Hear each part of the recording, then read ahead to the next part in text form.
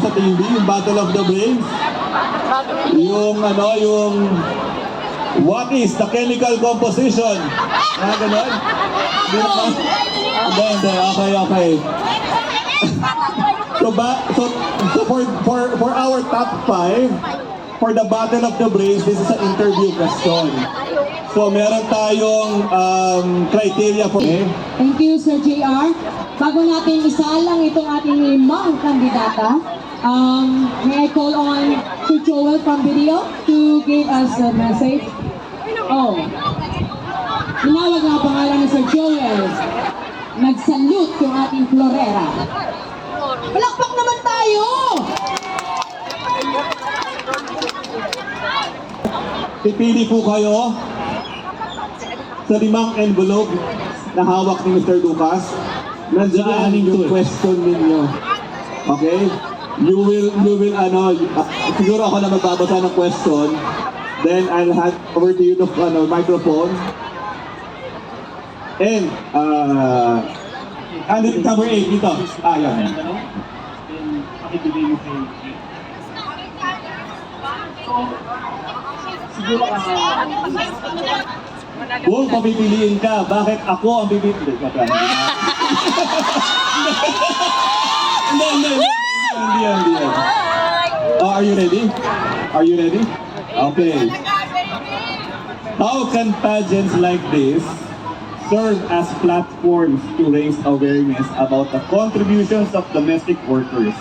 Ulitin ko lang. How can a pageant like this serve as platforms to raise awareness about the contributions of domestic helpers? This pageant served. Yay.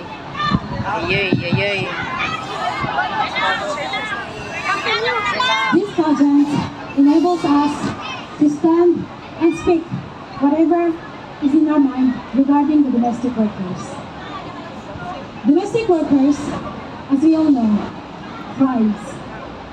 They thrive through the harsh and hard situations. They thrive with their employers. They thrive with loneliness. They thrive with homesickness. But with all those strivings, they become resilient. And that's why this pageant becomes our platform to speak about it. And in connection to this, I am challenging domestic workers to be healthy and stay healthy, because our health is more important in our daily lives as domestic workers. Be healthy, stay healthy, emotionally, physically, mentally, and spiritually. Thank you. Thank you very much.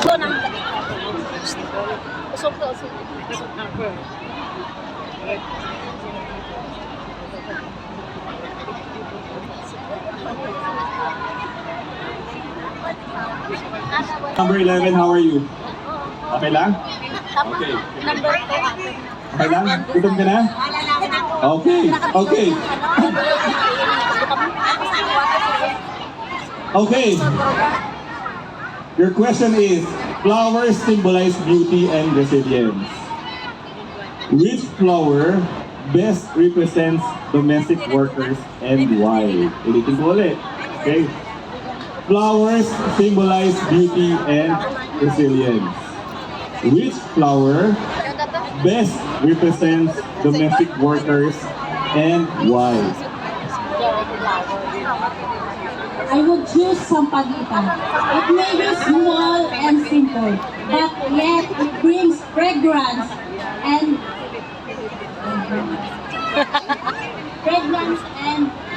Purity. Alalagot. fragrance Purity. and brings enduring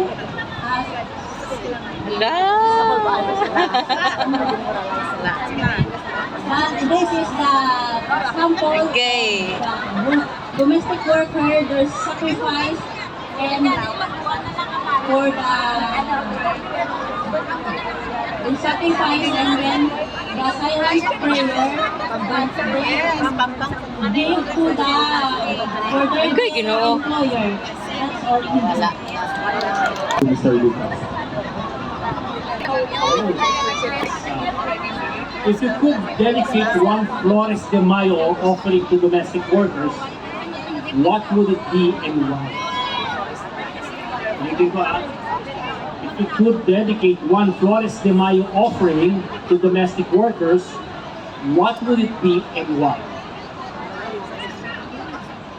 If I could just offer one, it could be the orchid. The orchid symbolize strength, elegance, and resilience. It is a flower that blooms beautifully, even in challenging conditions.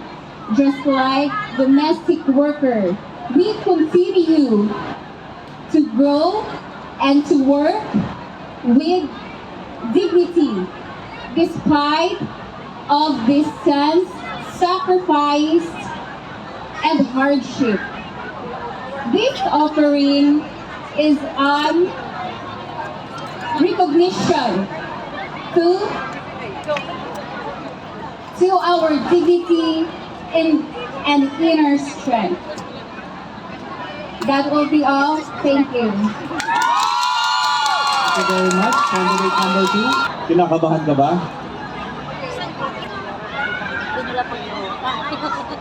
Ayun, isang question mo, candidate number 4. Okay ka ba? Ayan. So, Flores de Mayo is about offering devotion. How do domestic workers embody devotion in their daily lives? Thinking ko, Flores de Mayo is about offering devotion. How do domestic workers embody devotion in their daily lives? Maraming salamat po sa inyong katanungan. Magandang hapon po sa inyong lahat. Me, as a domestic worker, I will embody devotion by transforming a household labor into act of love, care, and sacrifice, mirroring the virtues of service and unity. Thank you very much. Candidate Daming number 4. Your question is, how would you inspire younger generations to value both cultural traditions like Flores de Mayo and the contributions of domestic workers rather. Hindi ko lang, younger generations to value both cultural traditions like Flores de Mayo and the contributions of domestic helpers. Ladies and gentlemen, I share a good attitude to the younger generation, whose attitude is the most important to all of us. As domestic worker, I am a good attitude with the employer, so the employer like me so much. And I want you to also be like me as a role model, as a OFW Hong Kong. That's all. Thank you. Okay, thank you. Yun, natapos na rin. Tapos din ang ating 5 candidates for the questionnaire. Ha? Okay na ba? Oo, battle of the brains talaga eh. Parang sumakit din ang ulo ko.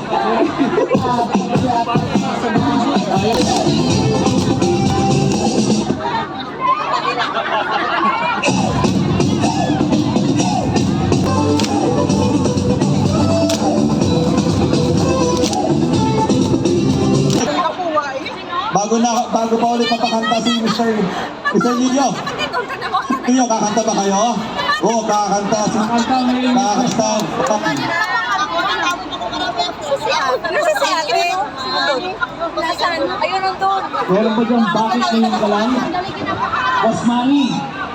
Boss Manny. Hindi. Bakit daw ngayon ka lang? Meron ba dyan ano? May curfew ka no? or Manny? Hindi, nagising siya rin. Siyempre, kay Boss Maki, na talaga namang maaasahan natin, no? Na nag-provide sa atin ng stage sa sound system. Pero ba na rin? Okay. And thank you for all the candidates who attended today. Especially our top 5. Thank you sa inyo. Thank you din sa mga supporters ninyo. Sino ba ang supporter ni candidate number 11? Candidate number 4. Aba, palakas ng palakas.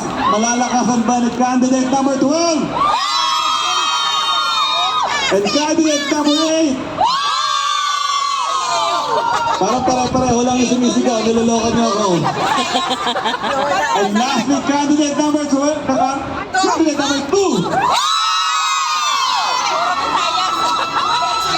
Ayan na. Hindi pati yung Nagtawag? Gusto ko mga top 5 natin. Diba? Gusto ko umuwi. Sandali na lang sa So, siguro, i-announce lang namin yung winner or best in art. So, may tatlo po tayong nanalo dito. We'll first announce the third winner. So, for the best art, third best in art, Maybe we could call first. Sir Leo. Okay. okay, our third best Laban! Ang galing ba yan? Resolution is hereby awarded to Best in Art. Art Fest, congratulations on achieving the third Best in Art post. Art number 9 is from the fraternal One Kamandag. Okay, One Kamandag Eagles. Paki-receive na ang inyong certificate.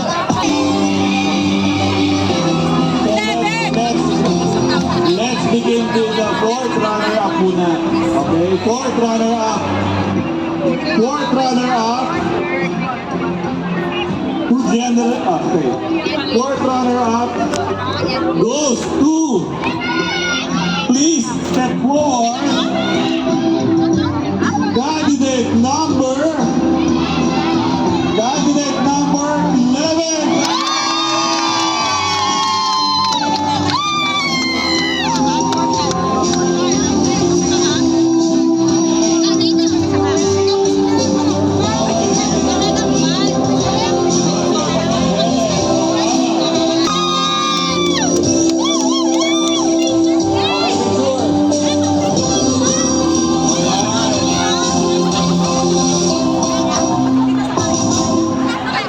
Second candidate number 12.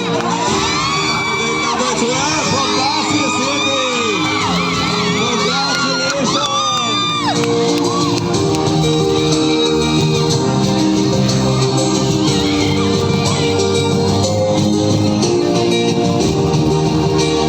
Alright. Okay na. Okay. Picture muna. Yan.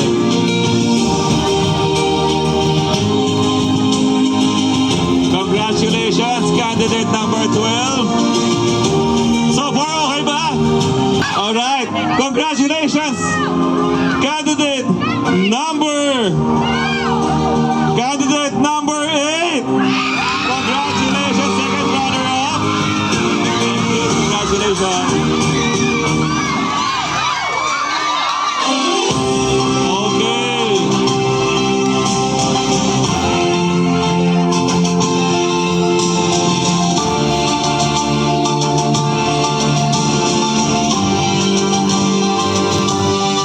Ayan, dalawa na lang. Ikra.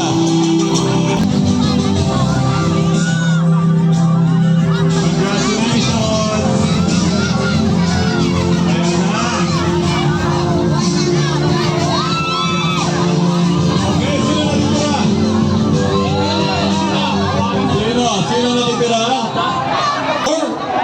step forward.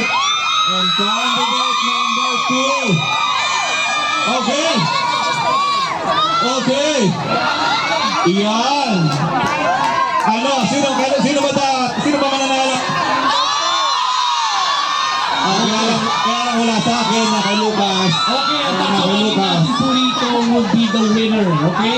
I-clear po lang natin, ang i-announce natin Okay. number will be the winner of this Flores de Mayo 2020. Okay. Okay, quiet ha, quiet. Just to be clear, ang i-announce ni Mr. Lucas would be the winner for Miss Flores de Mayo 26. Good luck sa inyo. Kinakabahan na ba kayo? Okay. Sino na kayo?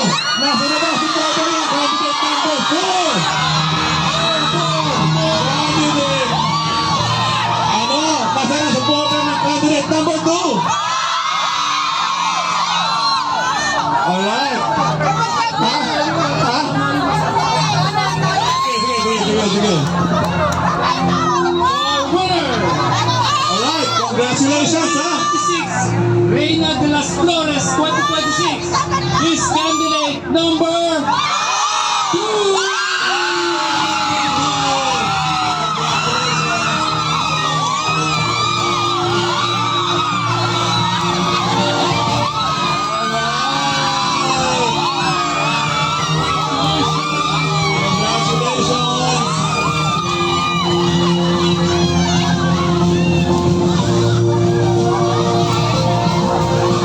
Candidate number 2.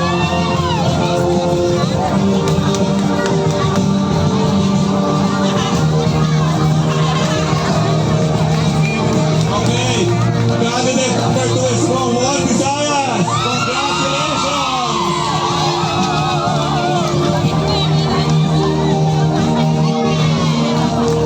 Alright.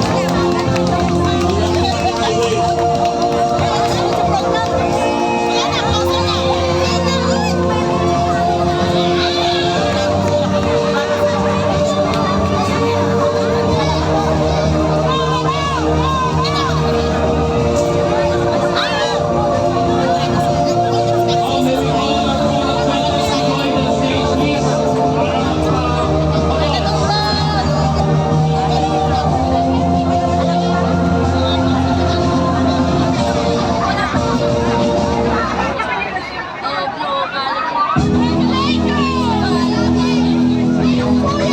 Yes, alright, congratulations. Candidate number 2 all the winners. Again, thank you for our sponsors. Serene Care, Palawan Pawn Shop, PNB Global, True Credit, Focus North Or, Pagkatak Smartphone, LBC, Ama Computer Learning Center, and